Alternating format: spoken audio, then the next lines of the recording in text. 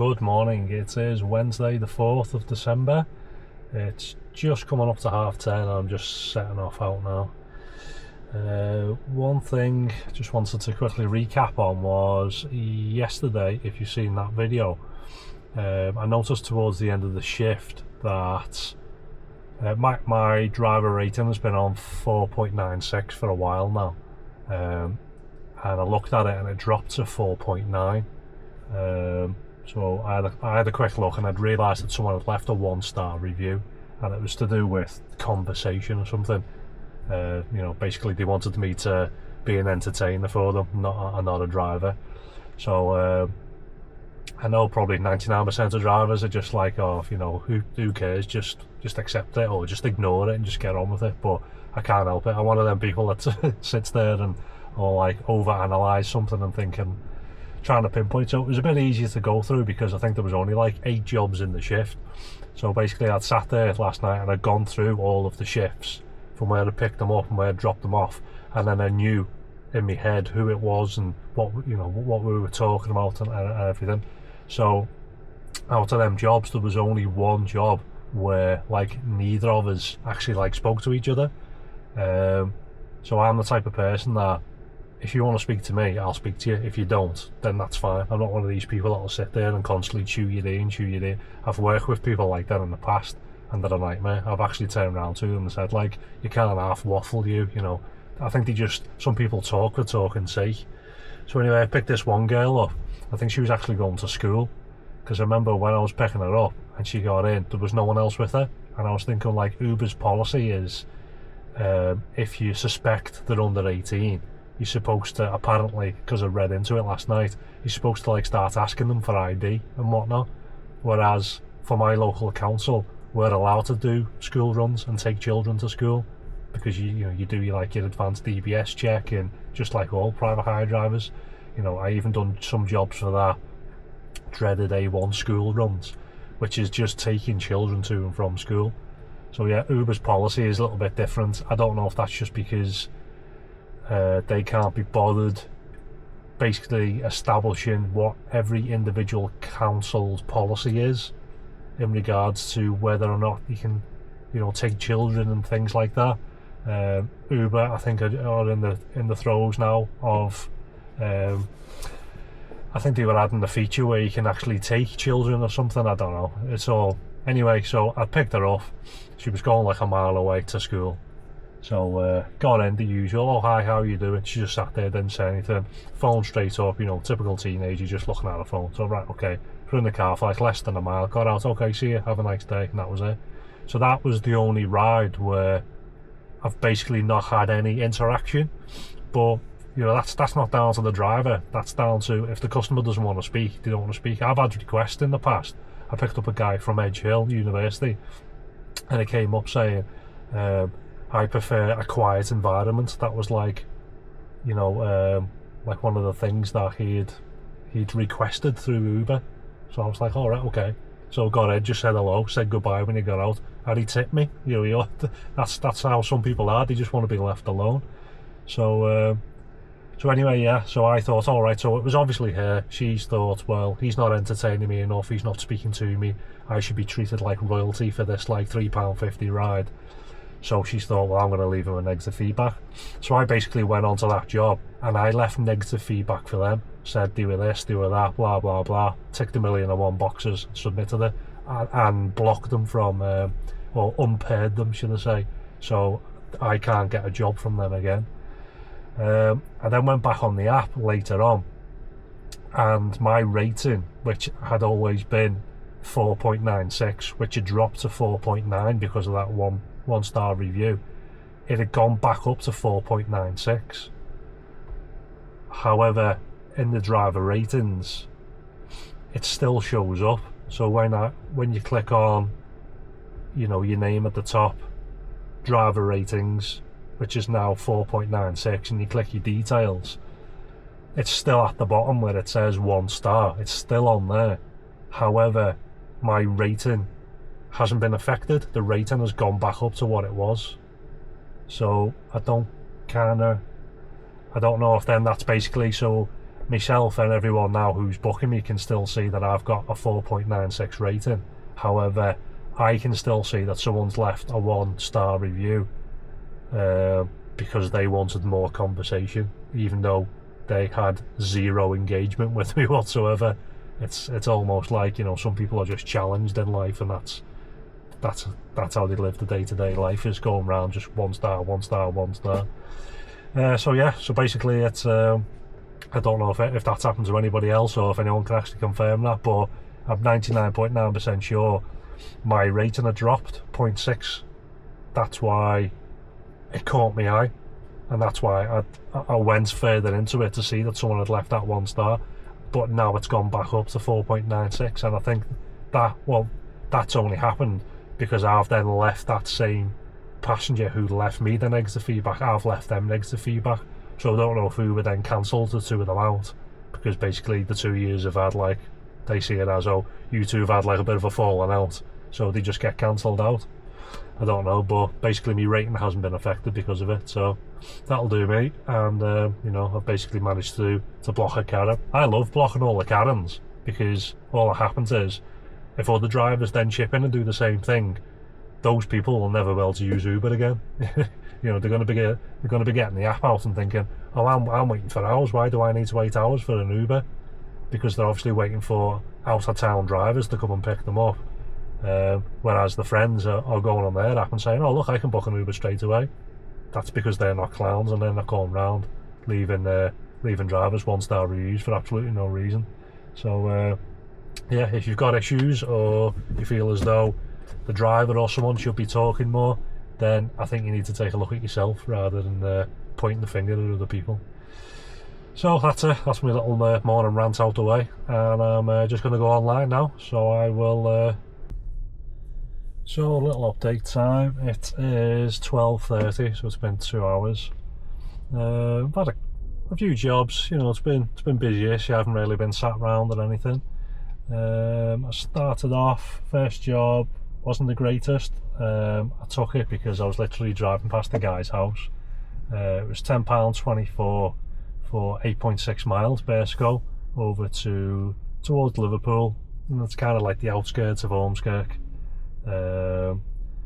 Dropped him off, turned around, started heading back towards Ormskirk, and then got a £5.48 for 1.1 miles. That included a £1 tip. I then had an Ormskirk to Bersco, 7.15 for 5 miles. I then had a Rufford, which is kind of near Bersco, over to Leyland. It was like a bit of a college run really. £11.42 for 9.2 miles. And then when I got over to this college, I've had a couple of little jobs back and forth from there. So it was like, as I dropped off, there was a customer waiting for me, £3.84 for 2 miles to the train station. And then when I got to the train station, there was a guy waiting for me there, £3.81 to go 1.7 miles back to the college. And then when I dropped off at the college, there was a girl waiting for me, £3.81 for 0.9 of a mile. So I've just dropped her off at Tesco's round the corner. So yeah, I'm currently up like in Leyland kind of way. Not really an area that I work, but you know, I've just been kind of like following the jobs, especially if someone is at the destination where I'm dropping off, like the train station one I went to then. You know, I opened both the doors, she was climbing at one side and the guy was climbing on the other side. So it's, you know, it's not the greatest job because it's like £3 for like, you know, 1 and a bit miles. But, you know, I don't know, it seems a bit daft to not accept the job because they're exactly at the same location. So anyway, I'm on 45.75. So yeah, like £22.50 an hour isn't too bad for a you know, for working the dead hours. Just gone back online then. I've just come off for 2 seconds because 9 times out of 10 I'm offered jobs when I'm trying to scroll through my list. So yeah, I think I'll slowly start heading back towards kind of like Ormskirk way. Yeah, I don't really like working around Preston. I've done it in the past and it's a bit of a pain, to be honest. So yeah, I'll start heading back there slowly and see what comes up, and I will catch you in a bit with another update. So it's just turned 1:30. It's been an hour since the last update, and I've been offered one job. So I was headed back from Leyland all the way back to Ormskirk, which is probably like a good 30-40 minute drive thereabouts. I could have gone down the motorway, but I thought less likely to be offered a job there, so I kind of cut through. Yeah, all the way back, nothing. Just as I came into Ormskirk, I was offered a little small job. I think it was only like £4 or £5 or something, nothing great. Got there and it was like some sort of like, I don't know if it was like assisted living, nursing home kind of thing. So an elderly lady was coming out on like a Zimmer frame with like a carer, and she was, you know, like coming over like really slow. So I opened the window and I said to the guy, I don't think she's going to be able to climb in, because obviously you need to be able to lift your leg up, I don't know, 10 inches or so to get onto the step, to then step in the back and turn around and everything. And he was like, oh no, she'll be okay, she'll be okay. So I was like, right, fair enough. So then it took her like another 5 minutes to walk, you know, 3 meters to get over to the side. I opened the door and she was like saying to him, oh, I'm not going to be able to climb in there. And he's going, yeah, it'll be okay, I'll lift your leg up. And I said, are you going with her? And he was like, no. And I said, well, how's she going to get out to the other end as well? And he was like, oh yeah. Are you sure you can't get in? Like talking to the woman. She was like, no, I'm not. I can't physically pick my leg up that high. So I said, yeah, I'm just gonna have to like cancel the job if you can't physically get into the car. So I cancelled it. She didn't get charged or anything. There is no option for the person couldn't physically get into the car. So I went through like the whole list, which is like too many passengers, all sorts of things in there. And then there's another list at the bottom, which then says, it kind of like blames the driver, because it says like, because I feel tired, I can't be bothered. But then there was another one that said something other than this. So I clicked on that one, and obviously it cancelled the job, and they never got charged. So yeah, that was it. In the past hour I've been offered one job, about £5, drove there, and they can't even get in. The other Uber drivers just drove past me then to go back, which is like more of an estate, so they're able to get in. But that's kind of the thing, you know, when you're booking an Uber, anything can turn up, whether it's an X or an XL. We don't even have like the Uber Assist round here, so maybe if it was an Uber Assist, there's more likely to be vehicles selected maybe for people who have sort of mobility issues, so then maybe they wouldn't send XLs, I don't know, but it's not in this area anyway. So yeah, it'll be interesting to see now if this guy drives past with the customer in the back or not. I'm just in the middle of replying to Uber about the guy who threw up in the back on Saturday. So they've just said, oh yeah, sorry about that, it's been passed over to someone else and they're looking into it. I'm thinking, why does it take so long to look into it? You know, you have to fill in a form, you submit it, it's got all the passenger details, what happened, photographs of it. They should just look at, and a photograph of the bill for the valeter that had to come out on Monday, the same guy who used last time to clean it. So someone should just look at all that and say, right, okay, here's your payout. But yeah, it just goes round in circles with them as usual. So yeah, I'm just trying to send some more information over. Not that they've asked for it, but I just like to bombard them with more and more images, because you can only upload I think it's 2 images. So yeah, I done one of a bit of sick and one of the guy half lying in the car, half lying out the car covered in sick. So I've got loads of other images of like all sweet corn and all sorts. So I thought I'll send that, and whoever's looking at that, hopefully they'll enjoy it. I don't know how many photographs of sick you need to see to prove someone's been sick. So for that's Uber for you. So I'll move forward a little bit, because I don't think there's great signal here. It's not uploading these pictures to Uber. And yeah, I'm going to be finishing at about 2:30, so I've only got like an hour left. So yeah, I'll give you another update in an hour's time. So it's just turned 2:30, and I've just got home. And what did I have in the last hour? I think, was there anything? There was one job. Yeah, I had one job, and it was only a £3.97 for 0.9 of a mile. Some of the jobs that were coming up, I think I was offered about 8 jobs in total, and I only accepted that one. Some of the reasons are like, I was in Ormskirk. I was offered a job which was 9.6 miles away to do 2.5 miles. So they wanted me to do 12 miles for £7.50.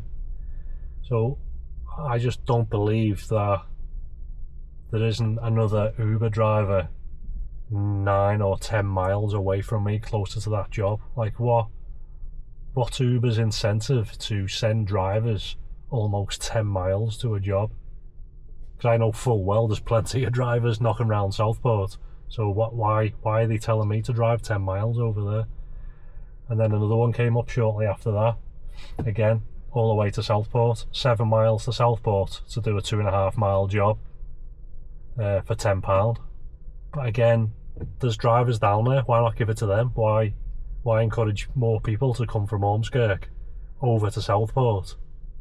And then those other drivers are just sat there in Southport. It's ridiculous. So obviously I didn't do them jobs, and it was just that one job that I'd done. So I ended up finishing on £49.72, and that was for the 4 hours. So it's a bit like yesterday really, where it started off well for the first 2 hours. You know, it was on like £22 an hour. Hour 3 was a bit crap, and then hour 4 it was just dead. So I think what I've established on working a weekday around here, especially Tuesday and today, Wednesday, between like 12 and 2:30, it's dead. There's nothing. It's just like the odd one little job. So yeah, basically finished on, what was it, about £12.40 an hour.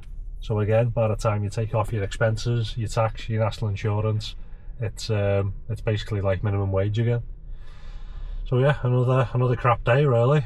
But yeah, I would have come out tonight, but I'm too busy, because like I could technically, put this on charge now and it'd be full again in a couple of hours, and come back out, but yeah, I'm too busy. So that's about it. Uber still haven't got back to me about the passenger being sick, even though they said we'll pass this straight over as a priority.